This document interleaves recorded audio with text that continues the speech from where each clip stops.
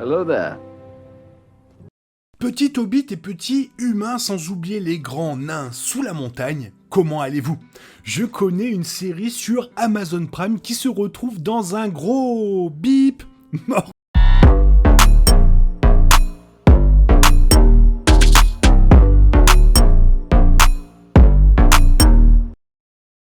Warner Bros a donc annoncé de nouveaux films, Le Seigneur des Anneaux de New Line Entertainment et Middle-earth Enterprise, et il y a plusieurs histoires dans les œuvres de Tolkien dont il pourrait parler. Actuels films de Peter Jackson n'ont pas pu explorer. Reste à savoir ce que cela implique exactement. Bien sûr, cela pour les nouveaux films du Seigneur des Anneaux. Cela exclut largement les événements des premiers et deuxième âges de la Terre du Milieu, à quelques exceptions près. Dans l'ensemble, on peut conclure que l'essentiel de ce que couvriront les nouveaux films du Seigneur des Anneaux se déroulera au troisième âge. Cela pourrait être n'importe quoi, d'un remake plus approfondi du Hobbit et du Seigneur des Anneaux aux histoires d'origine, en passant par des méchants de la Terre du Milieu, certaines options sont plus probables que d'autres. Dans cette idée, voici ce que pourrait faire Warner Bros avec les droits qu'il détient et si c'est une bonne ou une mauvaise idée. Dans l'ensemble, la trilogie Le Seigneur des Anneaux de Peter Jackson a été un succès fulgurant, et même les films Le Hobbit, les moins célèbres, se sont toujours bien battus au box-office. Néanmoins, les deux adaptations ont laissé ou beaucoup modifié les livres originaux de Tolkien. Cette version pourrait impliquer des personnages précédemment coupés comme Tom Bombadil et Glorfindel, ou raconter l'histoire du Hobbit sans autant d'ajouts inutiles. Compte tenu du statut des films de Peter Jackson en tant que classique, cela fait 20 ans que Le Retour du Roi a conclu la trilogie originale du film et près d'une décennie depuis que la bataille des 5 armées a fait de même pour les préquels. Peut-être Warner Bros pourrait bien plonger du côté des méchants avec la montée en puissance du roi sorcier d'Angmar. Le roi sorcier d'Angmar était le chef des Nazgûl ou spectres de l'anneau et le bras droit de Sauron pendant une grande partie des deuxième et troisième âges de la Terre du Milieu. Le Seigneur des Anneaux a confirmé qu'il avait rencontré sa fin à la bataille des champs du Pelennor des mains de Lady Éowyn. Cependant, il y a beaucoup plus dans son histoire. Bien sûr, l'histoire du roi sorcier a commencé bien avant les événements du Hobbit, mais puisque son histoire a été discutée en profondeur dans Le Seigneur des Anneaux, y compris les annexes, New Line et Middle-earth Enterprise peuvent avoir les droits sur son histoire. L'histoire du roi sorcier d'Angmar est sombre, graveleuse et tragique, car il avait d'abord commencé comme roi humain avant d'être corrompu par le don des anneaux de pouvoir de Sauron. Il pourrait être amusant de regarder le Numénoréen céder lentement dans l'obscurité et mener la chasse aux Dunedin. Cependant, cette histoire pourrait à nouveau tomber sur le territoire des anneaux de pouvoir. Sauron a déjà été révélé dans la saison 1 et il ne faudra probablement pas longtemps avant qu'il crée et distribue les 9 anneaux pour les hommes. Par conséquent, un focus sur le roi sorcier semble moins probable dans les nouveaux films. Gandalf et Saruman, et un troisième dans le Hobbit avec Radagast. Cependant, tout comme l'histoire entière de Gandalf n'a jamais été explorée, la relation entre ces trois et comment ils sont apparus dans la création de Tolkien de la Terre du Milieu a été laissée de côté. Cela pourrait différencier cette série de films de l'intrigue des anneaux de pouvoir, puisqu'elle se concentrerait principalement sur les relations entre ces sorciers, en particulier de Gandalf et Saruman. Savoir que le sorcier blanc est voué à devenir le sorcier déchu rendrait cela d'autant plus intriguant. Pourtant, ce complot tombe dans un territoire discutable car il n'est pas clair s'il sera inclus dans les droits détenus par New Line et la Middle-earth Enterprise.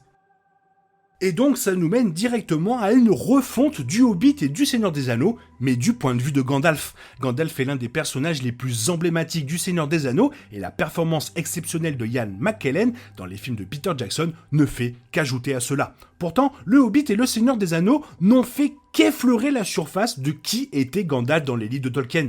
Son origine, son objectif général et les nuances de son rôle dans la guerre de Sauron sont restés totalement inexploré, ce qui laisse des grandes possibilités d'adaptation future. Si la Warner Bros se concentre sur le Hobbit et le Seigneur des Anneaux du point de vue de Gandalf, y compris son arrivée et son départ de la Terre du Milieu, cela pourrait être un succès facile. Toutefois, la série Amazon Prime Video Les Anneaux de Pouvoir a laissé entendre que l'un de ses personnages, l'étranger, est Gandalf, immédiatement après son arrivée en Terre du Milieu. Si cela est vrai, ce serait une divergence assez significative par rapport au canon de Tolkien, puisque Gandalf et les autres Istari n'étaient pas censés arriver avant le début du Troisième Âge. Les nouveaux films de Warner Bros, Le Seigneur des Anneaux, pourraient remettre les pendules à l'heure, mais l'exécution simultanée de deux versions de l'histoire de Gandalf pourrait entraîner la chute du film et de la série, ce qui pourrait être une mauvaise nouvelle pour l'univers de la Terre du Milieu. Autre film que pourrait faire la Warner Bros, ce sont les origines et l'histoire de Tom Bombadil. Bien que Tom Bombadil dans Le Seigneur des Anneaux soit l'un des êtres les plus mystérieux qui résident sur la Terre du Milieu, il était aussi vieux que le monde lui-même. L'anneau unique de Sauron n'avait aucune influence sur lui et il semblait posséder un grand pouvoir. Les lecteurs du Seigneur des Anneaux ont émis l'hypothèse pendant des années que Bombadil était Iru Ilúvatar, le créateur du monde réincarné, ce que Tolkien a nié avec véhémence. Curieusement, l'auteur a prétendu lui-même ignorer qui était réellement Bombadil, ce qui est assez drôle. Le mystère entourant Tom Bombadil semble faire de lui un excellent candidat pour une exploration plus approfondie dans les nouveaux films du Seigneur des Anneaux de Warner Bros. Malheureusement, c'est peut-être la raison même pour laquelle il devrait être évité, puisque Tolkien lui-même n'a jamais confirmé l'identité du personnage. Toute adaptation devrait s'appuyer sur la créativité des scénaristes. Cela a été une décision impopulaire pour les précédentes adaptations du Seigneur des Anneaux, comme on le voit dans les Anneaux de Pouvoir. Par conséquent, il se peut que Tom Bombadil ait besoin de rester un mystère, et pour toujours. Autre chose très intéressante que pourrait faire la Warner, c'est l'histoire complète du Hobbit et du Seigneur des Anneaux, mais de Gollum.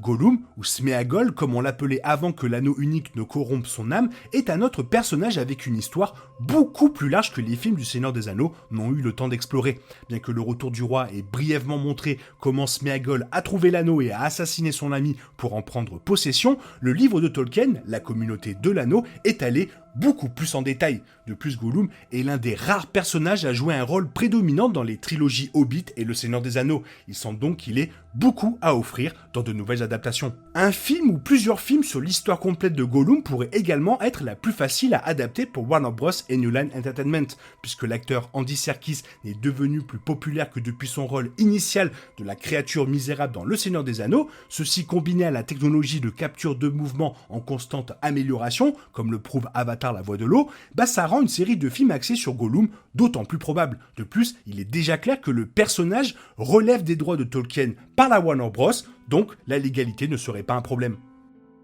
En tant que roi prophétisé du Gondor dans Le Seigneur des Anneaux, Aragorn était l'un des personnages les plus importants de la trilogie de Peter Jackson, ce qui offre à Warner Bros l'occasion d'adapter son histoire complète dans une nouvelle série de films. Cela pourrait commencer dès l'enfance d'Aragorn, lorsqu'il a été une série de films pourrait suivre Aragorn à travers ses voyages en tant que ranger, sa première rencontre avec Gandalf, ses capacités de guérison magique et son histoire d'amour complète avec Arwen. Aragorn, Viggo Mortensen, qui reste profondément enraciné dans la série originale de films, pourrait alors revenir dans les épisodes ultérieurs de Warner Bros pour jouer le roi dans les années que le public n'a jamais pu voir à l'écran. Donc oui, cela ne peut tourner qu'autour de ce que j'ai évoqué, et bien sûr il y a aussi de très mauvaises idées. Toi, qu'est-ce que tu en penses? Fais-le moi savoir dans la zone commentaire, et il est temps pour toi de reprendre le cours normal de ta vie, et on se retrouve demain pour une nouvelle vidéo. Bisous bisous, bye bye.